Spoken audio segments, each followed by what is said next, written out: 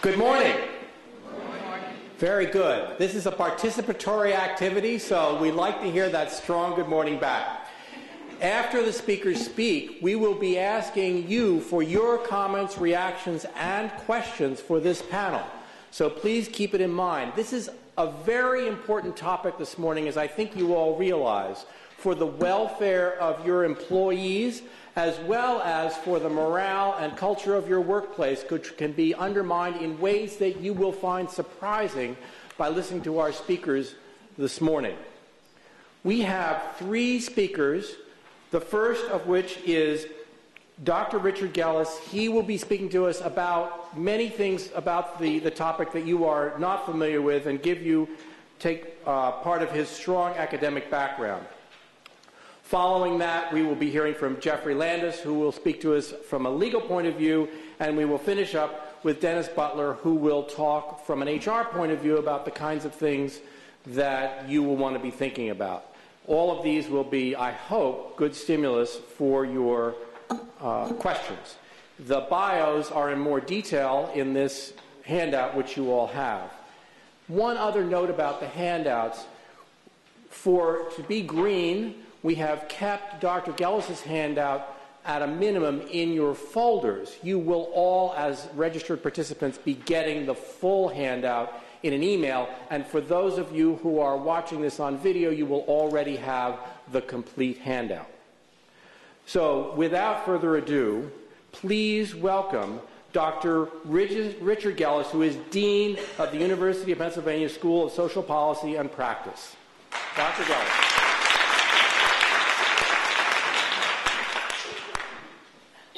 Well, that's a very good introduction, particularly the part about my paper was too long for them to pass out. Kate will tell you that I am a reluctant participant. Her staff has a wonderful relationship with my secretary. My secretary spends most of her time trying to track me down and get me to respond to telephone calls and emails. This presentation was, frankly, the one I would want to do least. And there are two criterion for choosing to bottom prioritize this invitation, which was very generous from Kate. One, she said, it's going to be 15 minutes. Now, I have to tell you, if you've gone to college, you know that college professors do not function in time frames of 15 minutes. We function in two time frames. One, an hour or an hour and a half, and second, 5 minutes. The 5 minutes is at the end of the hour or the hour and a half, we jam in everything we wanted you to know, having wasted the rest of the time. The second is a more fundamental reason for not wanting to come, and frankly, I'm shocked that there are so many of you here. I have been in the field of domestic violence for nearly 40 years now. HR people are the most reluctant professionals on earth who ever want to see me. They generally would prefer to keep their head in the sand about child abuse, about sexual violence, about domestic violence. And so I would characterize, and I've not just spent my life in academia, I've spent my life in various places, Fifth Avenue with Lou Harris and Associates, the nonprofit sector, and on Capitol Hill in Washington as a congressional staffer. And in every one of those locations, HR people have been generally reluctant to face up to a significant public health problem and reactive. When the face-up occurs, it is typically reacting to an event that is considered to be untoward, unusual, and what do we do now? Most recent experience of that was at the University of Pennsylvania. 2 years ago, Christmas, at the time we were turning grades in, one of our economics professors beat his wife to death with a crowbar. He was a tenured economics professor. And I was turning my grades in when the provost called me up and I went over and he said, well, you know something about domestic violence, what do we do? I said, thanks. You know, now you're waiting to figure this out? You are the largest employer in the city of Philadelphia. Let me give you the numbers. This is what's going on your campus. This is what's going on in your companies. 1 in 22 women And by the way, 1 in 22 men are experiencing some form of potentially injurious violence in any 12-month period of time. And on average, it's happening to them 3 to 4 times a year. Now, this is not pushing, shoving, slapping. This is not Jerry Springer. This is injurious violence. You're not going to see much of it. The victims and the offenders keep it as covered up as they possibly can. What you are more likely to see, and what you are going to react to, are the 3 in 1,000 of your employees who are married to severely violent, controlling, stalking, disruptive, potentially homicidal offenders. And you're going to hear a lot of advocacy if you bother to put your head up above the barriers about how big a problem domestic violence is. Well, there are 2 types. There's the 1 in 22, which presents itself more as workers who come in late, workers who go home early, workers who are distracted, workers who are depressed, workers who have substance abuse problems. Their presentation is not going to be with black eyes. It's not going to be with injuries. It's going to be with significantly diminished work skills and work as a priority. The 3 in 1,000, so we're a big organization, which means we see this maybe once in 3 years, either present themselves to you, unfortunately, as our economics professor did. And by the way, I'll tell you, my advice to the provost was terminate them. And that's a big deal when you have tenure, because you only can be terminated for moral turpitude. And frankly, I'll tell you that in the academy, moral turpitude means we apply the live boy or dead girl rule. You haven't heard that rule? No. Well, if you get caught in bed with a live boy or a dead girl, you'll get terminated for moral turpitude.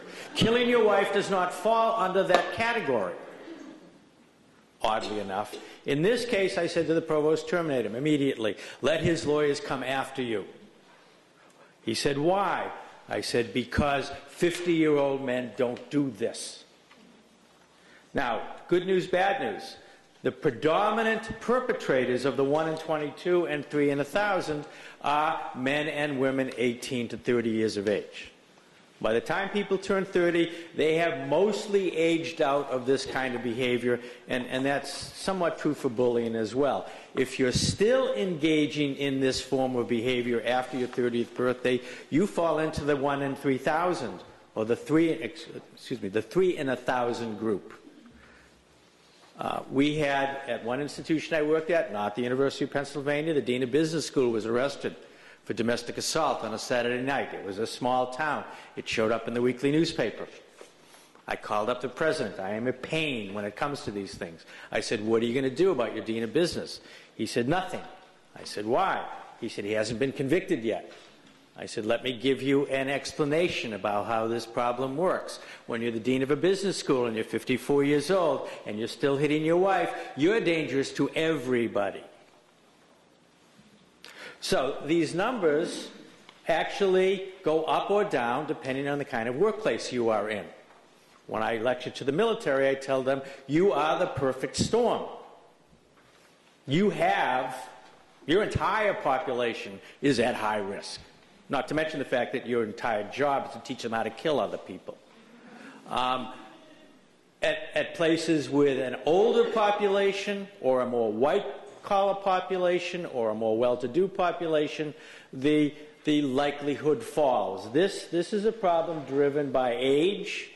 It's driven by social stress. It's driven by, to a certain degree, it's not driven by, but it's correlated with substance abuse.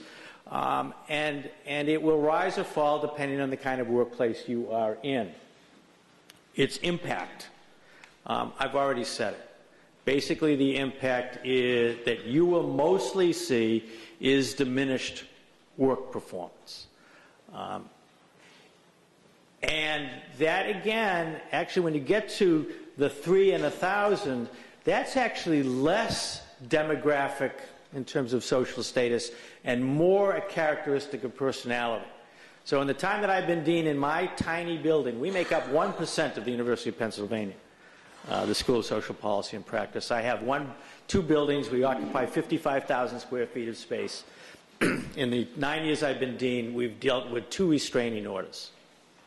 One, a $35,000 a year secretary, and the second, an administrator in the school. Was I surprised by that? No, because when the violence gets to that level of severity, it is less likely to be driven.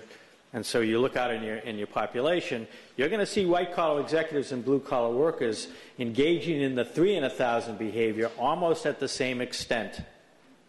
Not driven by their employment, not driven by their stake in the company. Why is that? The 1 in 22 is a state. It's stressor-driven. The 3 in 1,000 is a trait. It's individual personality-driven.